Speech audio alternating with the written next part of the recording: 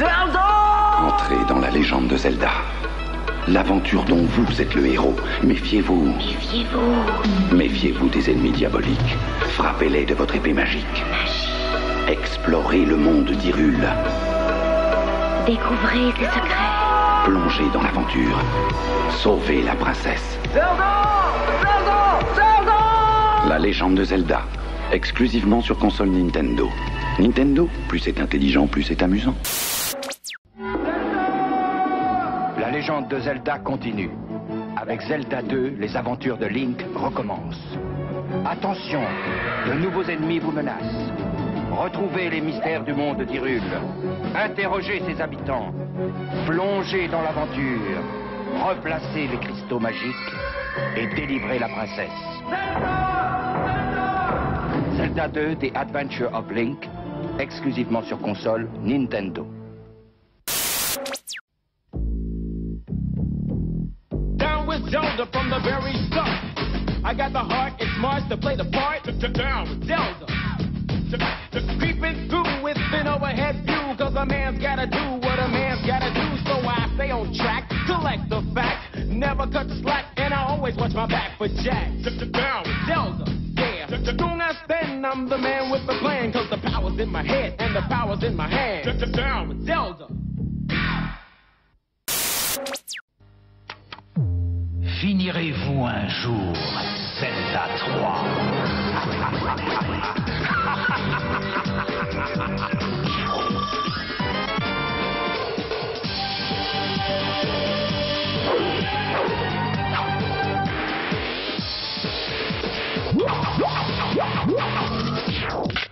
Zelda 3, on croit que c'est fini, mais ce n'est qu'un début.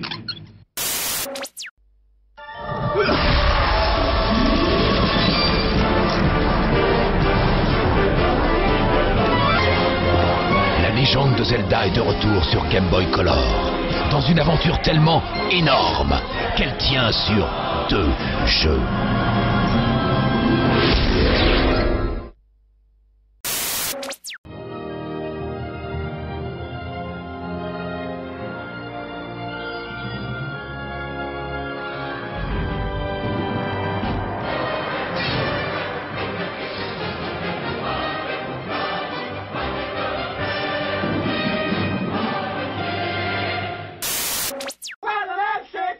Avec Zelda sur Nintendo 64 et le menu Giant. Oui, la dame. Il y a plein de cadeaux à gagner. Des consoles Nintendo 64, des Game Boy Color, des jeux Zelda. Si j'ai plus là. Ah, t'es plus là. Quand tu le tiens.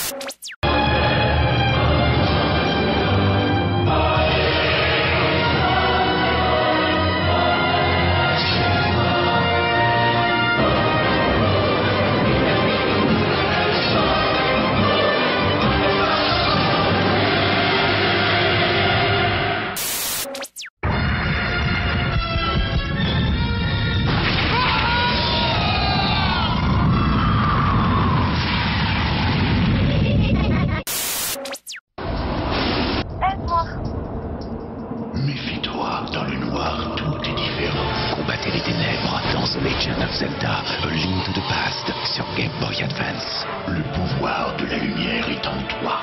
Et maintenant, jouez à tous vos jeux Game Boy sur votre téléviseur avec le Game Boy Player.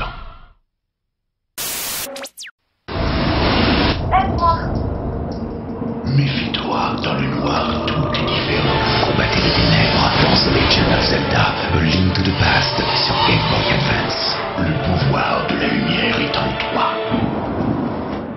Découvrez Zelda sur l'écran éclairé du Game Boy Advance SP. Dans le souffle des vents d'Hyrule, on entend les échos est une légende. Elle annonce le retour d'un héros. Encore un garçon, mais bientôt un homme. Embarqué pour son plus grand voyage, jusqu'au plus profond des ténèbres. Il combat les forces du mal. Il use de toute sa volonté. En route vers sa destinée. Son défi ultime.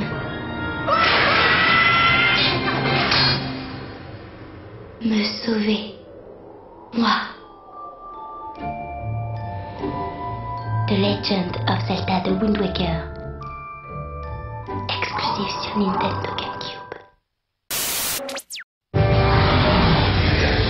La coopération, ça a du bon.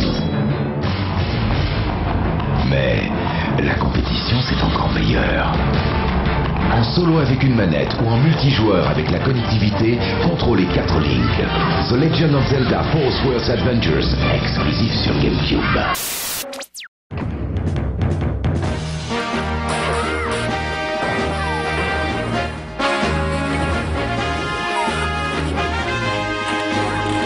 The Legend of Zelda Phantom Hourglass sur Nintendo DS. 11 décembre, l'union fait la force. Recevez les 2 figurines légendaires du Spectre et de Link. En réservant dès aujourd'hui The Legend of Zelda Spirit Tracks sur Nintendo DS. Modalité dans les magasins participants.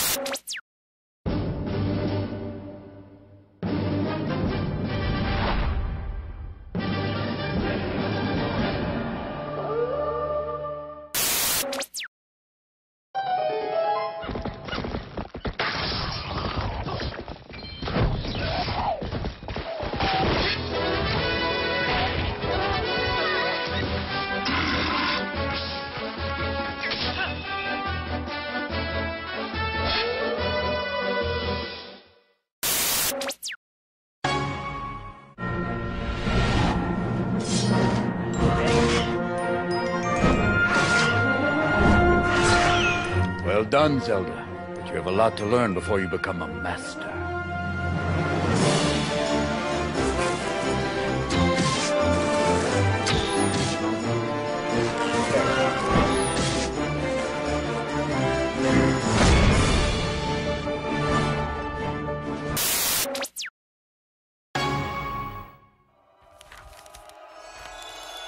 The Legend of Zelda, The Wind Waker HD redonne vie à une des plus grandes épopées de tous les temps. Embarquez pour la plus grande des aventures et révélez une destinée légendaire. Disponible en Premium Pack, The Legend of Zelda The Wind Waker HD, exclusivement sur Wii U.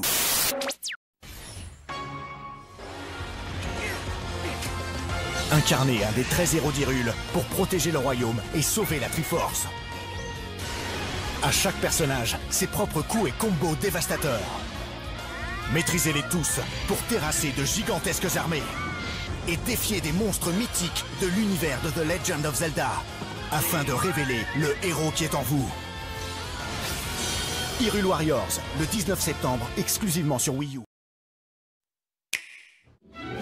La nature peut être votre meilleur allié, comme votre pire ennemi.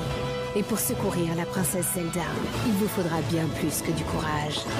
Explorez un monde gigantesque, regorgeant de secrets et légendes pour sauver le royaume d'Hyrule. Un périple explosif, à la recherche du passé, pour révéler une destinée hors du commun. La légende revient grandeur nature, avec The Legend of Zelda Breath of the Wild, sur Nintendo Switch, le 3 mars.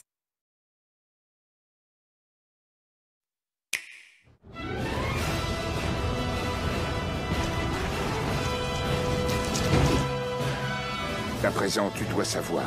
Je vais te raconter ce qui s'est produit il y a un siècle. Mon peuple et ma fille ne peuvent plus compter que sur toi. The Legend of Zelda Breath of the Wild sur Nintendo Switch. La console de salon à emmener partout. Le 3 mars.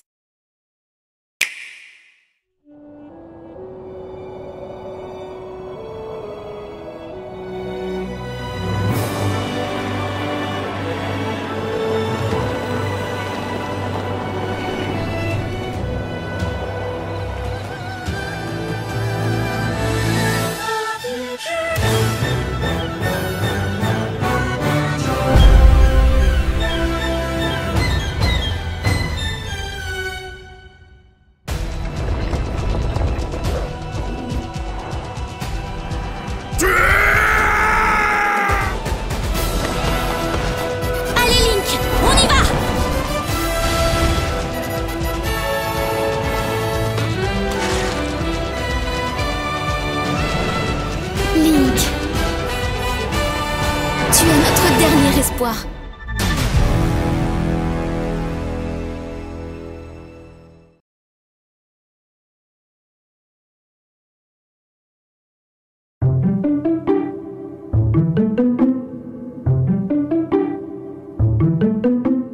Jouer à la console portable dans un train n'a strictement rien d'exceptionnel. Mais il faut savoir que le marché des jeux vidéo portables est né dans un train comme celui-ci, le Shinkansen, l'équivalent japonais de notre TGV.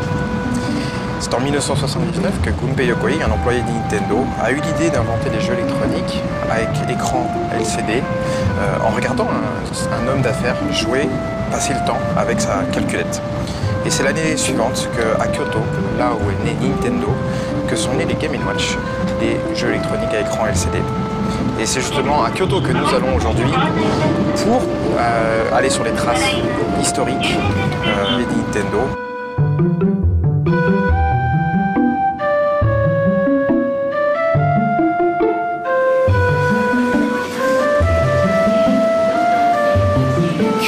Kyoto desu.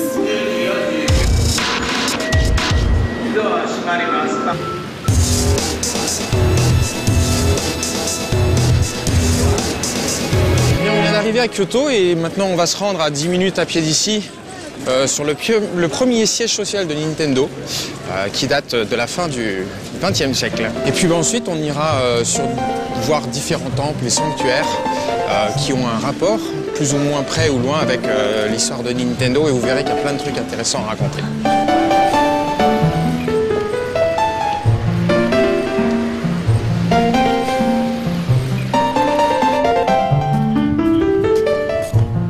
Après ces quelques minutes de marche, nous voici enfin devant le premier local de Nintendo que voici. Voilà, j'espère que vous n'êtes pas trop déçus parce qu'en fait, il ne reste plus rien du premier véritable local en bois qui a été fondé en septembre 1889 par Fusajiro Yamauchi. Et cette demeure qui, historiquement parlant, avait quand même une grande valeur, a été détruite au début des années 2000. Mais rassurez-vous, il reste quand même quelque chose puisque tout de suite, à notre gauche, nous avons un bâtiment qui, lui, est bien resté et date de 1933.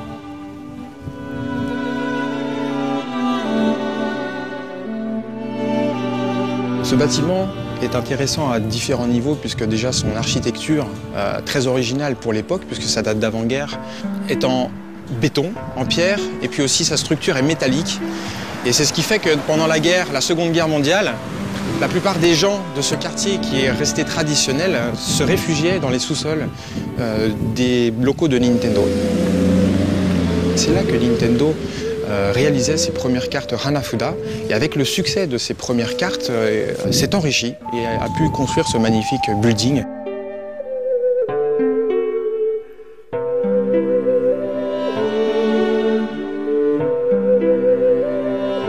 Ici, vous avez une plaque qui a été retravaillée il y a quelques années, puisque la première fois que j'ai pu la voir, elle était encore toute crasseuse, vraiment pas très belle. Or, aujourd'hui, ils l'ont refaite, elle est magnifique. On peut voir le sigle Napoléon. Napoléon, pour Nintendo, a une importance toute particulière, puisque Fusajiro Yamauchi, le fondateur, a utilisé le portrait de Napoléon pour illustrer ses premières cartes à jouer, les cartes Daitorio, les cartes Hanafuda. Ici, vous avez le mot Yamauchi Nintendo. Les kanji sont écrits à l'envers, puisque la plaque est suffisamment vieille en fait pour témoigner d'une époque où les Japonais n'écrivaient que de droite à gauche. Yamauchi Nintendo. Alors le mot Nintendo, maintenant il faut essayer d'expliquer ce qu'il peut bien vouloir dire. Si on regarde de façon littérale les trois kanji de Nintendo, on obtient, ici c'est le lieu, on va dire c'est le lieu sacré, mais c'est un mot utilisé par les sociétés pour rendre un peu de prestige à leur société. Ici on a les cieux, les dieux, le ciel. Et puis un autre kanji qui veut dire laisser faire. Donc ça peut vouloir dire éventuellement, selon une maxime ancienne de M. Yamauchi, laisser les dieux décider de notre sort. Et honnêtement, pour un fabricant de jeux de cartes, c'est plutôt pas mal trouvé.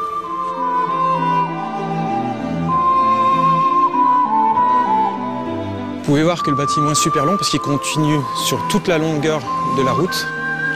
Et aujourd'hui, même s'il est interdit et on ne peut pas rentrer dans le bâtiment, on sait qu'il reste beaucoup d'archives et que c'est aussi surtout là que résident les cendres et la tombe des fondateurs de Nintendo au sous-sol.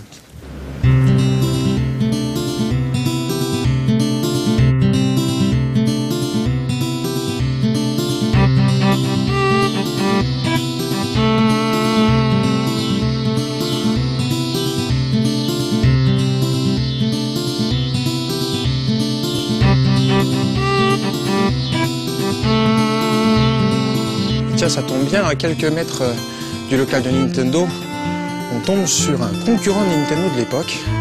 Voilà, Matsui Tengudo.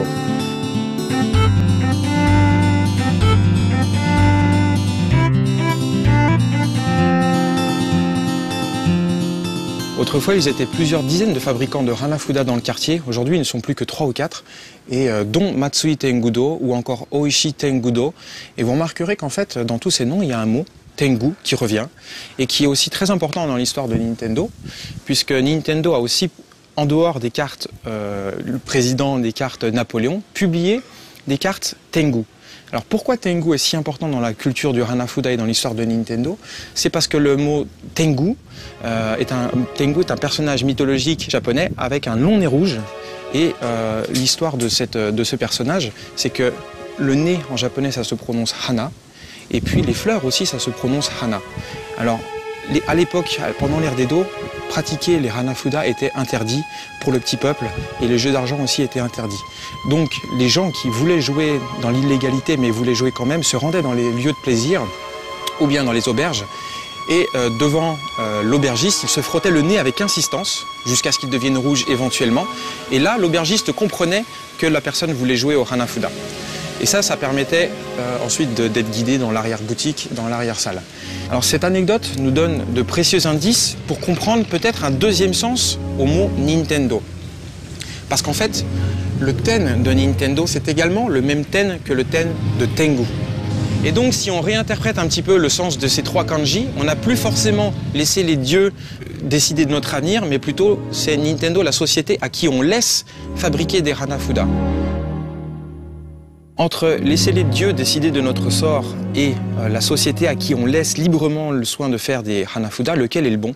En fait, nul ne le sait, puisque le fondateur de Nintendo est le seul à savoir ce qu'il voulait dire avec le mot Nintendo, et comme il est mort il y a maintenant pratiquement 90 ans, nul ne le sait.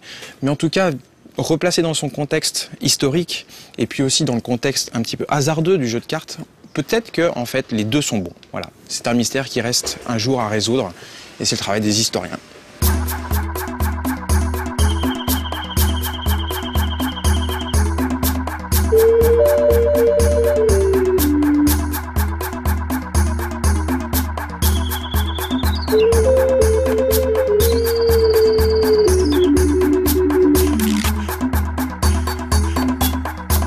On pourrait se demander en fait quel est le rapport entre Nintendo et le magnifique complexe de temples du Tofukuji.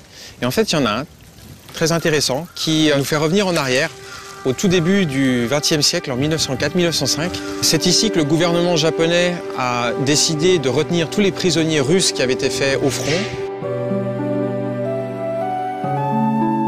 Dans leur prison, les prisonniers russes s'ennuyaient mais vraiment à mourir, et quelques gardiens plus sympas que les autres leur auraient, selon la légende, proposé de les distraire et leur auraient demandé ce qui pouvait les intéresser pour les distraire. Et les Russes leur auraient répondu: on voudrait un jeu de cartes, au moins un jeu de cartes pour passer nos journées. Et le temple du Tofukuji se trouve à quelques centaines de mètres du local que l'on vient de voir chez Nintendo. Donc les gardiens se sont rendus dans le local Nintendo, ont été voir Monsieur Yamauchi, leur a demandé s'ils avaient des jeux de cartes disponibles. Et ils n'avaient que des jeux de cartes japonais traditionnels à leur proposer. Les Russes ne savant pas y jouer, ils ont bien sûr demandé un jeu de cartes occidental.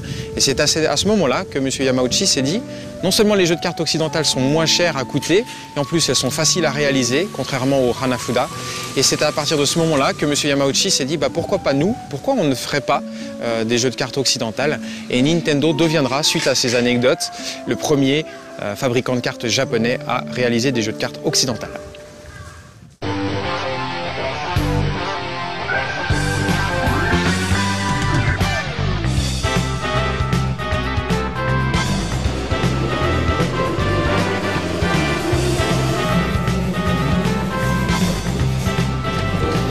Si vous prenez la ligne Keihan qui descend dans le sud de Kyoto et que vous regardez sur votre droite, vous devriez normalement apercevoir les locaux de Nintendo, le deuxième loco de Nintendo, juste là.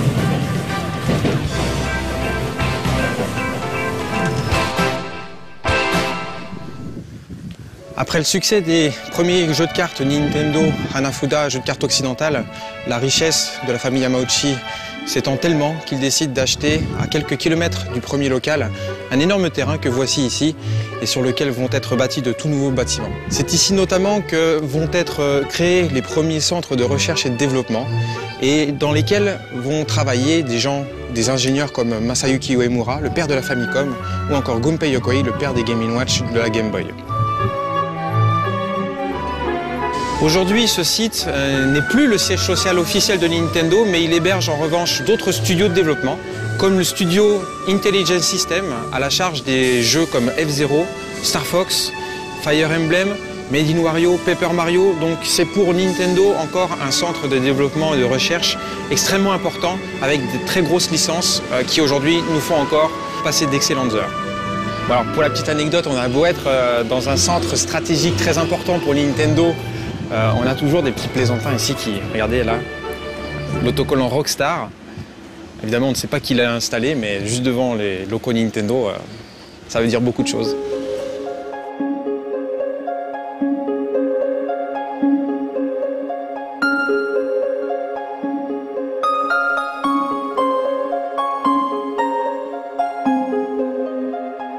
La différence entre un temple et un sanctuaire, c'est que le temple c'est bouddhiste et un sanctuaire c'est shintoïste. Donc là on va quitter les temples bouddhistes pour vous emmener à Fushimi Inari Taisha, un sanctuaire vraiment magnifique. Je ne vous dis pas encore ce que nous faisons là, mais nous allons d'abord grimper sur la montagne et vous allez comprendre.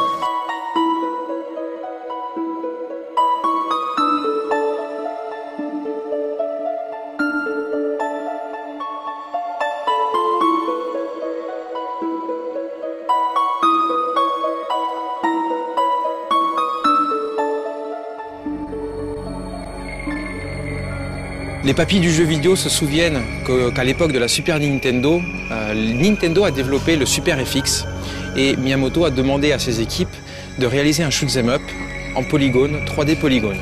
Miyamoto Shigeru a demandé à monsieur Imamura de créer des personnages animaux. Imamura était bien embêté et surtout que le projet du Super FX était tellement important pour Nintendo qu'il fallait absolument un jeu qui soit un succès commercial. Ils sont venus, puisque nous sommes ici à quelques centaines de mètres des studios de Intelligent System, ils sont venus voir le dieu renard pour lui demander un petit peu sa bénédiction. Et c'est à ce moment-là qu'ils ont vu le renard comme une espèce d'apparition et ils se sont dit pourquoi pas faire un personnage, un héros en tête de renard, et c'est comme ça qu'est né Star Fox.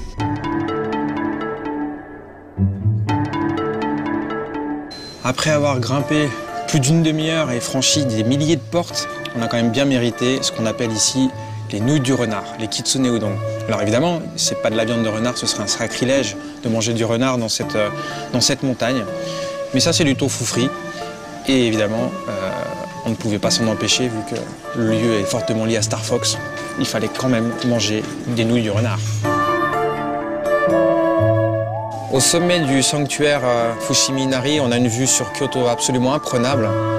Et cette vue aussi donne sur les deux principaux bâtiments Nintendo. On voit le premier, le siège social, et puis les studios de Intelligent System que nous avons été voir il y a quelques minutes. Maintenant, on va partir en taxi si possible, parce qu'il y a des choses à raconter sur les taxis, en direction du siège social de Nintendo.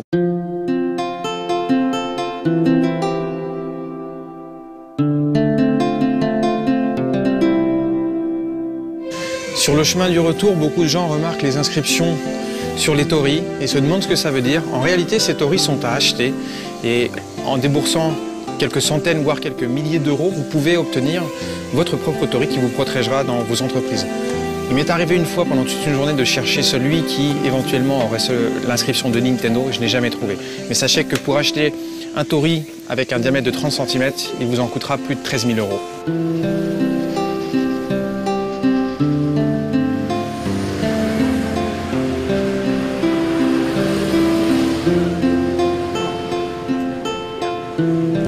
Donc là, on vient de prendre un taxi Yasaka avec 3 feuilles. On n'a pas réussi à avoir la 4e feuille, mais le chauffeur de taxi vient de nous expliquer que sur les 2000 de la société, il n'y en avait que 9 avec 4 feuilles. Si on avait pris le trèfle à 4 feuilles, eh bien on aurait eu une réduction plus importante sur la course, de l'ordre de 10 à 20% de réduction. En fait, je voulais monter dans ce taxi-là parce qu'autrefois, la société Yasaka Taxi a appartenu à Nintendo. Elle s'appelait Daiya, qui signifie diamant. Daiya Taxi. Et le souci, c'est que quelques années plus tard, c'était dans les années 1960, M. Yamauchi a eu quelques problèmes avec les syndicats et il a été obligé d'arrêter ses activités de taxi. Il est revenu à des activités plus habituelles pour Nintendo, c'est-à-dire le jouet et le jeu. Mais aujourd'hui, la société Daiya Taxi est devenue Yasaka Taxi et elle continue, elle va très bien. Peut-être qu'un jour, en hommage à cette période plus ou moins faste de l'histoire de Nintendo, les directions de développement nous feront un Mario Taxi ou un jeu dans ce genre, pourquoi pas, ce serait bien.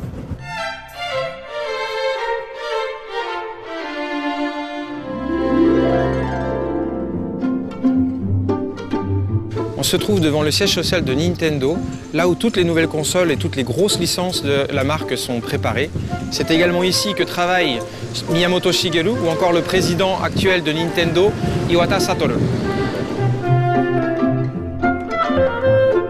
Alors c'est vrai que de l'extérieur ça fait un petit peu hôpital, c'est un gros bloc blanc, un grand bâtiment blanc. Et le seul endroit qui nous fait comprendre qu'on est chez Nintendo, c'est la loge du gardien. Il n'y a que là qu'on trouve un peu quelques figurines de Pokémon, quelques figurines de Mario. Mais sinon, le reste, même à l'intérieur, c'est assez blanc. Vous savez ? Oui, bien sûr.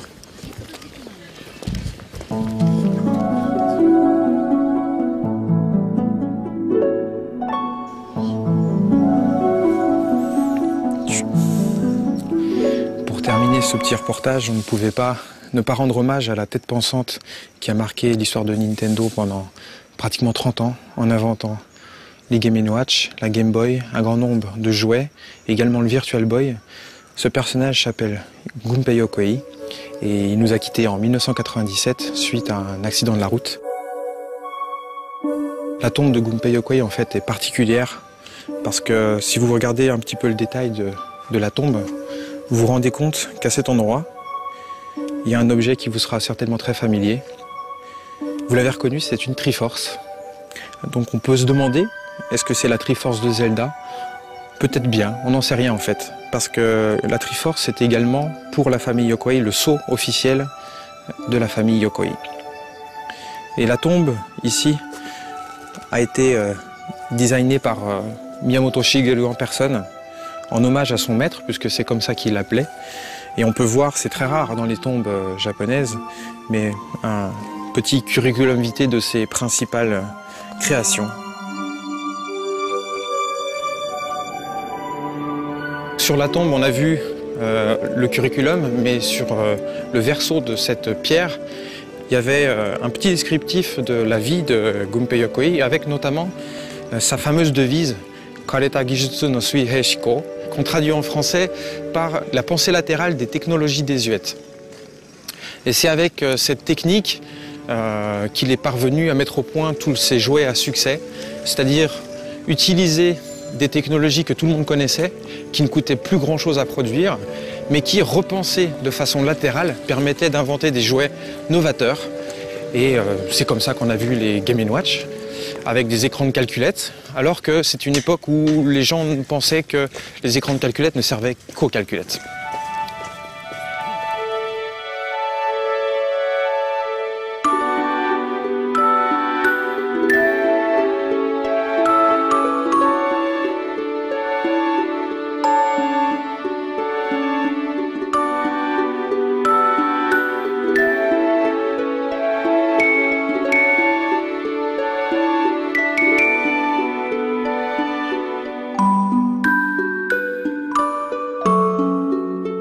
C'est ici que se termine notre petit périple sur les traces de l'histoire de Nintendo. Nintendo a aujourd'hui plus de 120 ans d'histoire. Il n'y a aucun équivalent dans le monde du jeu vidéo. Et au final, c'est peut-être ça qui fait l'originalité de cette firme. Et c'est peut-être ça aussi qui fait qu'on l'aime à ce point.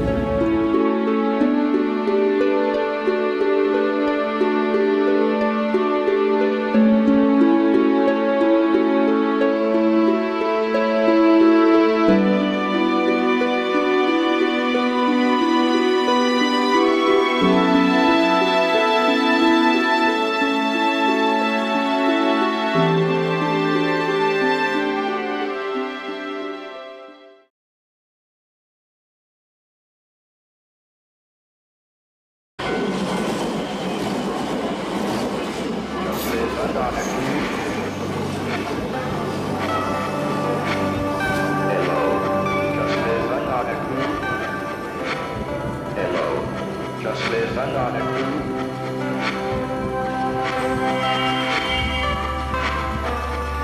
Hello, just live another clue.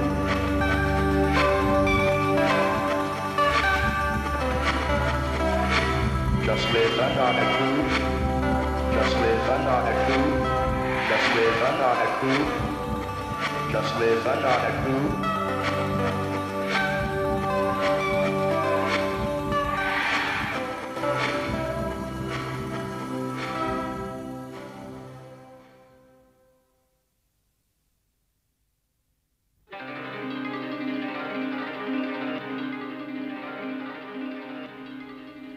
Chez Nintendo, l'aventure a commencé avec des jeux de cartes.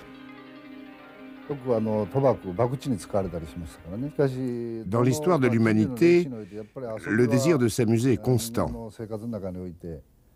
C'est un fait indéniable.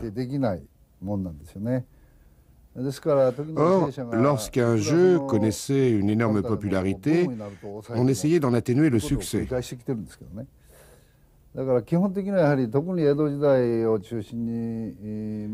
Pourquoi? Parce que le confucianisme s'était enraciné, implanté dans la société japonaise.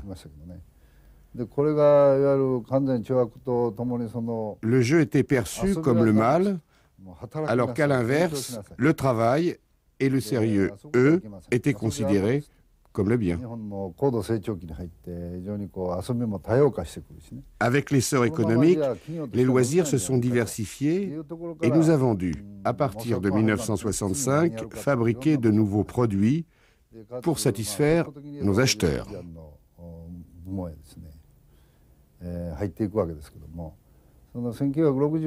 On a donc créé, jusqu'en 1975, la base de ce qui allait devenir par la suite le Famicom.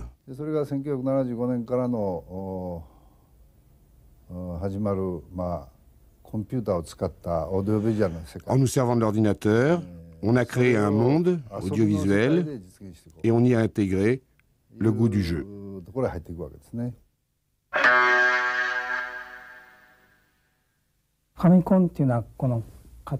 Un Famicom est un jeu vidéo qu'on branche sur la télévision chez soi. Les logiciels sont des cartouches en plastique. Les hards sont des consoles qui sont reliées aux télévisions.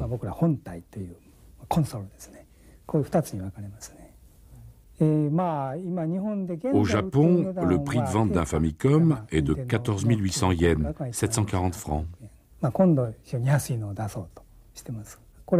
On envisage de sortir un modèle moins cher. Les Super Famicom coûtent 25 000 yens, 1250 francs. Si on devait modifier la console, il faudrait que le public rachète tous les jeux. Donc, on ne modifie pas la console et on produit de nouvelles cassettes de jeux. Le budget dont un enfant peut disposer détermine les prix. On doit donc tenir compte de cette limite et concevoir des jeux amusants et nouveaux.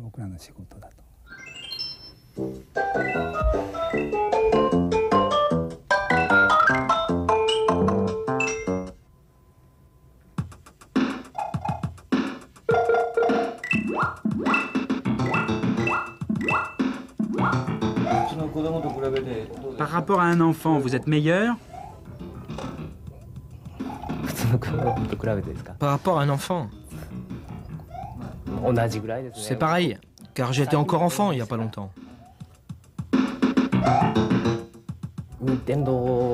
Nintendo ne crée pas en fonction d'un type particulier de joueur. On est accessible à tout le monde.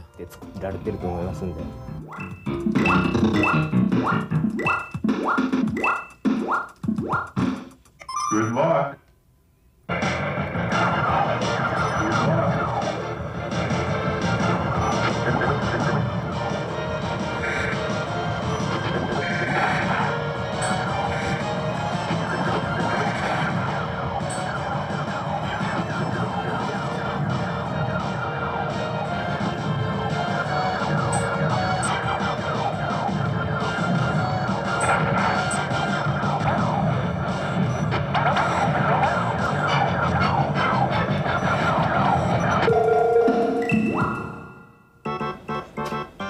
pénétrons dans le sanctuaire, là où s'élaborent les nouveaux jeux. Chez Nintendo, la peur de l'espionnage est grande. Tous les jeux qui fonctionnent sur les consoles pendant notre visite sont d'ancienne génération et nous n'avons pas le droit de dépasser les limites de cette zone. Nous n'en rencontrons pas moins le charmant papa de Super Mario.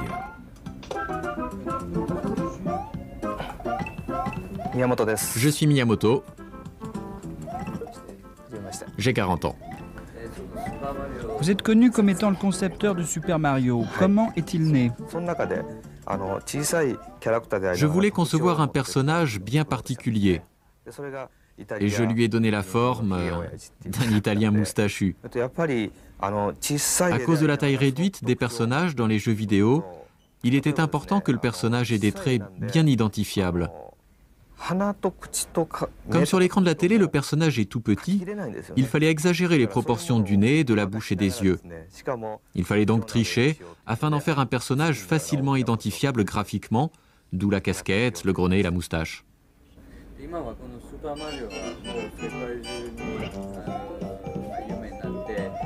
Aujourd'hui, Super Mario est connu dans le monde entier.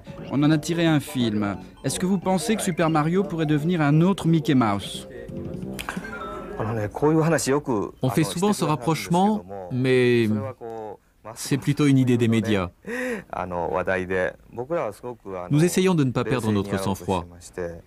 Mickey Mouse a vécu pendant 50 ans, donc pour pouvoir parler sur un pied d'égalité, il faudrait que Super Mario vive encore 50 ans. Oui, mais la compétition est énorme sur le marché. Alors qu'est-ce que vous en pensez ? Oui, mais fondamentalement, il s'agit d'une compétition entre les producteurs et les consommateurs. Donc on essaye de ne pas considérer les autres firmes comme des rivales. On ne s'intéresse qu'à la supériorité du nouveau jeu par rapport au précédent.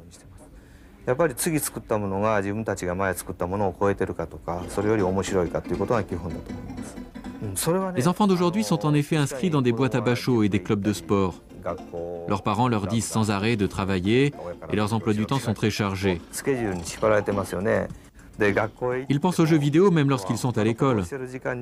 Le fait de songer aux jeux, de faire travailler son imagination en pensant à une chose que l'on n'a pas réellement devant soi, sans aller jusqu'à dire que c'est une forme d'éducation, peut être considéré comme une forme d'apprentissage dans la croissance de l'homme, et je crois que c'est positif.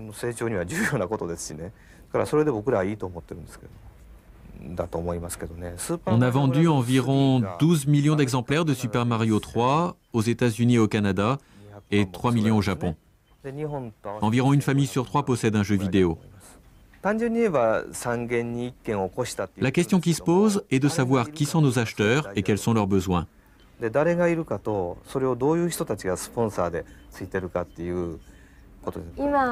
Est-ce que vous êtes aussi créatif qu'avant ?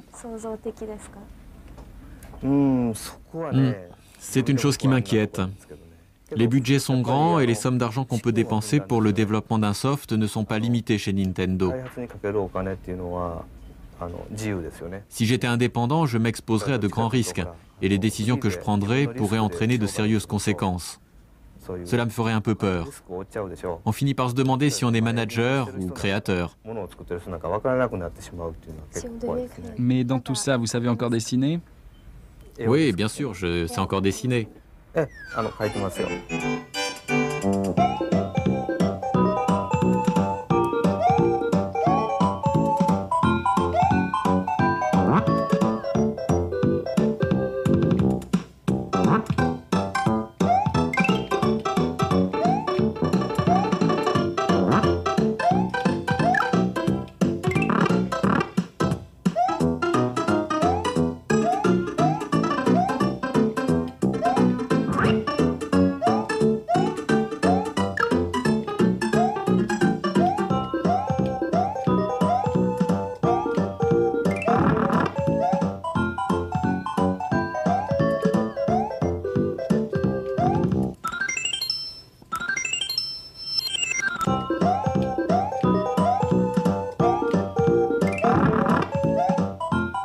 Au revoir les enfants. Au revoir.